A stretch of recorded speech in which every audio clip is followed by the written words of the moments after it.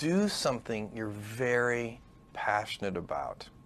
And don't try to chase what is kind of the hot passion of the day. People say you have to have a lot of passion for what you're doing, and it's totally true. And the reason is because it's so hard that if you don't, any rational person would give up. It's really hard, and you have to do it over a sustained period of time. So if you don't love it, if you're not having fun doing it, you don't really love it, you're going to give up. So just go and do it, try, learn from it. You'll fail at some things. That's a learning experience that you need so that you can take that on to the next experience. And don't let people who you may respect and who you believe know what they're talking about, don't let them tell you it can't be done. Because often they will tell you it can't be done, and it's just because they don't have the courage to try it. I think people that look for great ideas to make money aren't nearly as successful as those who say, okay, what do I really love to do? What am I excited about? What do I know something about? What's kind of interesting and compelling? It's very rewarding when you work on something you think is going to make a big difference. And yeah, it's a little bit harder, but I think the passion that one might bring with it brings so much more energy to that you're more likely to succeed. You have to have an emotional investment in what you're doing. If you don't love what you're doing, failure is pretty much guaranteed. Success is not guaranteed by any means, but failure is much more likely if you don't love what you're doing. If you know exactly what you want to be, you need to spend as much time with people that are actually that already. One of the things that I do is I question a lot of things.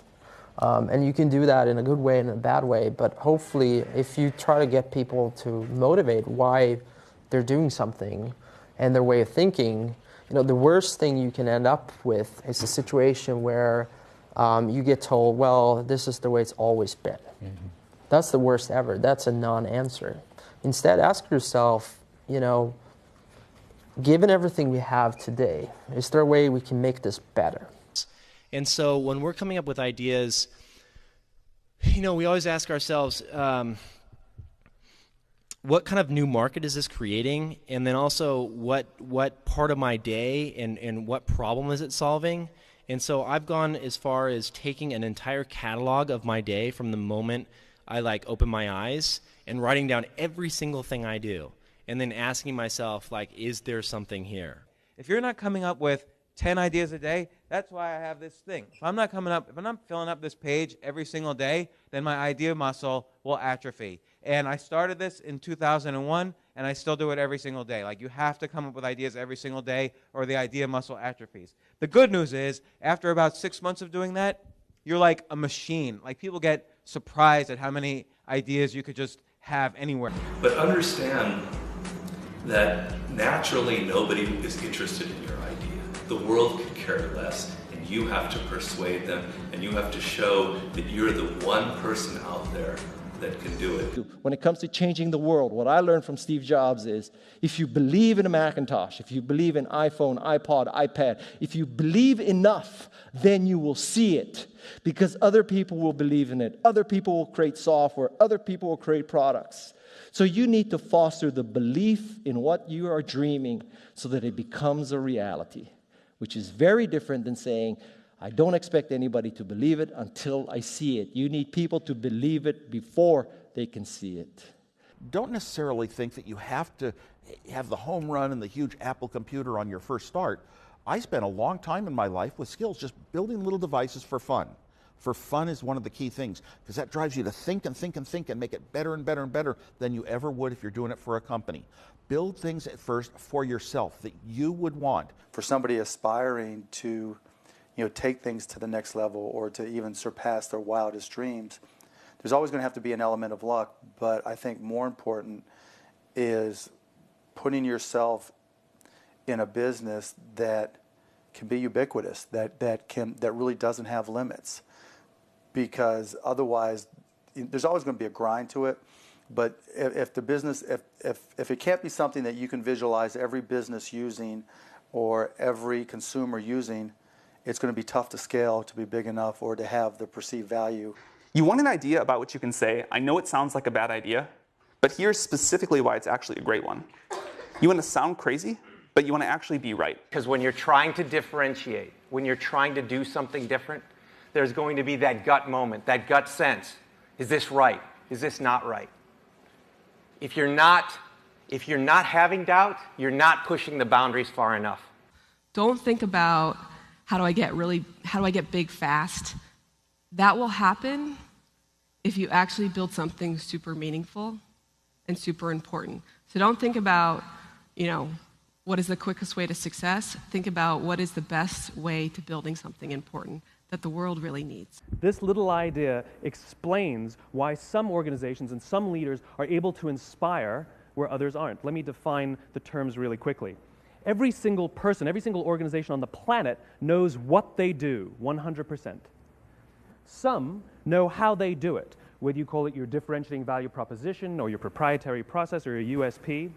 But very, very few people or organizations know why they do what they do. And by why, I don't mean to make a profit.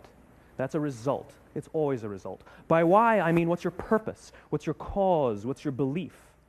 Why does your organization exist? So when we see a kid with a lemonade stand, it's different than when we see a vending machine selling lemonade, even if it's exactly the same product, because the story around it is what people are paying for. So when I meet small business people, all I ask them is not what's their balance sheet, but what's their story. Why should I pick you? Why do I care about what you're doing? And if you start giving me all this inside baseball statistics about why you're 2% better than some other competitor, I'm already glazed over, because that's not part of the way I see the world. That I have to want this to exist in the world. I have to not, so it's a similar rule, just say, if this was successful and I had nothing and I was not involved and I got no money off it or would I want it to do well? And that's a great check, I think, to know if you really feel good about the idea and can be passionate about it. One of the things I advise entrepreneurs to do is when you have an idea, so a classic entrepreneurial impulse is to hold the idea close to you and not go tell people because, the idea is so special. Right. That's almost always a mistake. Go talk to Why is that a mistake? Yeah. It's a mistake because your actual real competitive advantage is not that you have this idea that you have locked away in your closet, which may or may not be accurate and you have no idea which it is. Your actual competitive advantage is if you're assembling the intelligence around, does this idea work? What is the right teams? What is the right learnings? And we're essentially in motion. The hardest thing to do is start. You have all these ideas and everyone has an idea, but it's really about executing the idea and building the idea and attracting other people to help you work on the idea. That is the biggest challenge. But the way to begin is to get the idea out of your head, draw it out, talk about it, program it if you're a programmer, or make it if you're building something. Like, you don't have to be the best, but you have to be dangerous, right? You have to learn just enough to be dangerous to build an idea, concept it, and show it to the world. And then it turns out there are lots of other people, including all 170 employees that work at Instagram, who are much better at doing all that stuff than I am. But you need to find people who can, be drawn to the idea that you build, and then they end up taking it and making it even better. One way to conceptualize what makes a good product is, good engineering is part of it, good design is part of it, but really it's, one way I think about it is maximizing the probability that someone shows up at the front door of, your store or your website or whatever it is and ends up with a solved problem. And oftentimes the best methodology is to start with the perfect experience with just one person, get that right, and then figure out how to scale something great instead of scaling something not so great and then trying to improve it. That's really hard to do. And so I think when you are starting a new business, you don't want to go after giant markets. You want to go after small markets, and you want to take over those markets quickly. Constantly seek criticism. Yeah.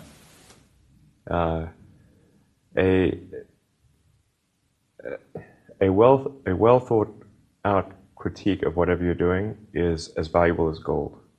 And you should seek that from everyone you can, but particularly your friends. If you're not utilizing an online community, then you're at a disadvantage to those who are. You can be asking online communities what they think about your ideas, or if they have any advice with what you're working on. Not only will you hear from people who are passionate about the subject, but you'll be hearing from people all around the world, each with their own experiences and stories that can help you. And there are a lot of people from whom we can learn a lot. And I think like, you know, the one piece of advice is like, don't underestimate anyone you come across ever. Right. Like whether they're, you know, a blue collar worker waiting for the bus, or they're, you know, helping you at they're the server or bartender at the restaurant, or they're a lower ranking employee. I mean, the smartest leaders I've ever seen have always gone around the room and asked for everybody's opinion. Most startups that fail do it ultimately because they did not make something that people wanted. They made something that, you know, that they thought people would want, but they were either in denial about it, about, you know, whether it was actually any good, or somebody else came along and made something that people wanted even more. The best piece of advice that we've figured out as we've been doing Foursquare is not to let other people distract what you're doing. There's always haters that say, your idea is stupid, this idea is never going to work, don't even bother doing that because someone else is going to do it before you do. And if we listen to all that feedback that we were getting, all that negative feedback, we would never have built things, we would never have prototyped things. And that's how we really got to where we are. Like, we saw things that we wanted to build, and we just went out and built them. And it turns out when you build stuff that you like to use, there's a good chance that there's thousands of other people that want to use it too. And so it's not just about doing focus groups, it's not just about, you know, double checking your vision, it really is about integrating this concept of testing our ideas rigorously throughout the product development process, throughout the marketing process, even as we scale up. But what you really need to do is think about what is the smallest possible test that I can run for this idea, for this concept, for this theory, get it out there, and get customers using it. Because your customers are going to be the ones to tell you if it's really working or not. Like there's almost this expectation that you have to have in your mind this sort of, I'm going to change the world, sort of make a dent in the universe kind of ambition, right? But it's actually okay early on to just kind of solve small problems in layers until you actually get to a point where you have the capacity to do that. What this all comes down to is doing something exceptional for your users, whether it's in community, whether it's in connection, or whether it's in design. This is our big advantage as a startup, is that we can actually get away with doing this. We can make this the core part of why we're doing business. I think you should be spending your money on teaching and sharing, and so that might mean hiring a writer or two, perhaps, instead of a marketing person. You know, and start writing and start getting people to listen to what you're saying. You can't talk about yourself all the time because no one's going to come back for that, but you have to talk about things that are relevant to your industry or ideas that you have and start to build that audience up. I do think that one thing that's important is, especially if you're a founder or a technical founder, is to realize that you can't do everything, and even if you can, you shouldn't. You should find a great partner no matter what it is that you're doing, and you should look for someone who is very high intelligence, very high energy, and very high integrity. And you need all three of those, and you can't compromise on any one of them. Otherwise, you'll end up with either someone who's not smart, which does you no good, or someone who's not hardworking, which also does you no good, or the worst case is you end up with a smart, hardworking crook who ends up working against your interests. And integrity is something that takes a lot of time spent with someone to figure out. The most important thing when you're working with people early is that you guys line up on what your goals are.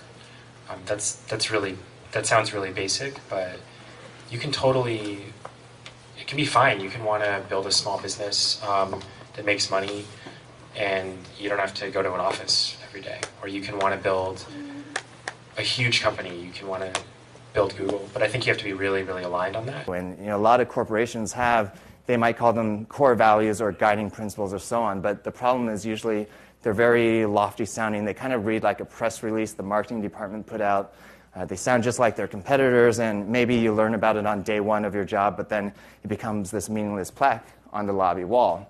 Well, we wanted to come up with committable core values, and by committable, meaning we're willing to hire or fire people based on those values, completely independent of their actual job performance. The definition of values is they're the behaviors or principles that you religiously adhere to within your company. When I say religious, I mean that no amount of data will sway you from those principles, and the degree to which that you have the courage to maintain your conviction around those ideas is the degree to which you're going to be successful over the long term. A company is simply a group of people, and as a leader of people, you have to be a great listener, you have to be a great motivator, you have to be very good at praising and looking for the best in people, People are no different from flowers. If you water flowers, they flourish. If you praise people, they flourish. And that's a critical attribute of a leader. So I kind of like half jokingly with a lot of people say that, my job is basically like to be the assistant for the rest of the company. Like my job is to make sure that like you have what you need, that it's and basically you have everything you need to kick ass. Like that's my job. If you don't have that, then let me know because I'm not doing my job. There are a lot of things that are outside of your control. A lot of external circumstances will determine the success of your idea, whether the market timing's right for this new kind of service, or whether people, whether a customer, like the economy's right for your kind of service, right? Whether you meet the right people who will finance your company. Many external circumstances are like outside of your control and but will affect the outcome, and you have to be okay with that. Another quality that I think is important is kind of being flexible-minded or open-minded. I'm not saying you shouldn't have a vision for your idea or your product, but you need to be open to changes. So many things go wrong when you're starting a company, and often I think people ask, what mistakes should you avoid making? And my answer to that question is don't even bother trying to avoid mistakes because you're going to make tons of mistakes, right? And the important thing is actually learning quickly from whatever mistakes you make and not giving up, right? And I mean, there are things every single year of Facebook's existence that could have killed us or made it so that it just seemed like moving forward and making a lot of progress just seemed intractable. But you just kind of bounce back and you learn. And nothing is impossible. You just have to kind of keep running through the walls. The two things we really zero in on people are, two things. They sound simple, they end up being very difficult. Courage and genius. Courage is the one we talk about a lot because it's the one that people can learn. Courage, which is to say not giving up in the face of adversity, just being absolutely determined to succeed, is something that you can like force yourself to do. It can be very painful. You can force yourself to do it. The genius part is a little bit hard to force yourself to do. Courage without genius might not get you where you need to go, but genius without courage almost certainly won't. And I think the reality is just, not quite so glamorous. There's there's an ugly side to being an entrepreneur. And also just more importantly, what you're actually spending your time on is just a lot of hard work. Sam mentioned this, but you're basically just sitting at your desk, heads down, focused, answering customer support emails, doing sales, figuring out hard engineering problems. So it's really important that you kind of go in with eyes wide open. Optimism has a place, but I think even more so for the first-time entrepreneur, you need to be pragmatically pessimistic. What I mean by that is you need to define all of the worst-case scenarios in terms of financial loss, time loss, etc. Look at what you will learn if that happens and accept and come to terms with that before you ever start. If you don't do that and you go straight into battling the world, trying to conquer the world with rose-colored glasses on, the first time you hit a major hiccup, you're going to become really demoralized and you will quit. If you don't love it, you won't make it through the long period of pain that is inevitable. So make sure that you take care of yourself during the process. Make sure that you take care of your mental health, your physical health while you're doing it because it's a long road.